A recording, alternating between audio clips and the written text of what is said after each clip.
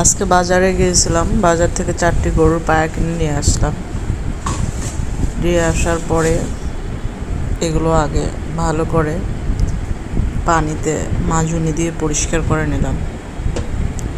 পরিষ্কার করার পরে আমি রাইস কুকারে পানি বসিয়ে দিছি গরমের জন্য। পানি গরম হয়ে গেলে মগে করে অল্প অল্প পানি নিয়েছি এবং অর্ধেক অর্ধেক পায়া ভিজিয়ে নিয়েছি। তারপরে একটা ধারালো চাকু দিয়ে পায়াটা ভালো করে 10 সেকেন্ড থেকে 15 সেকেন্ড ভিজিয়ে নিয়েছি। ধারালো চাকু দিয়ে এখন পরিষ্কার করে নিয়েছি।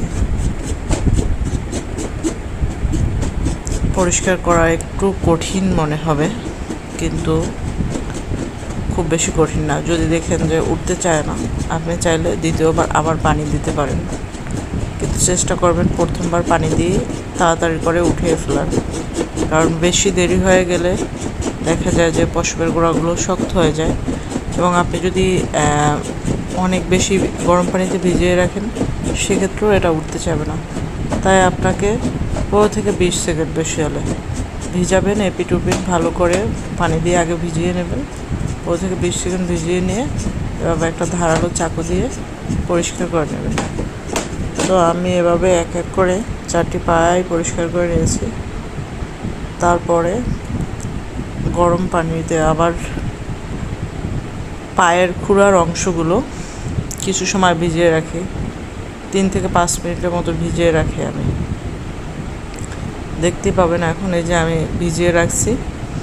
ভিজিয়ে রাখার পরে চাকু দিয়ে হালকা করে খোসা দিলেই আপনার সুন্দর করে খুঁড়াগুলো উঠে আসতেছে।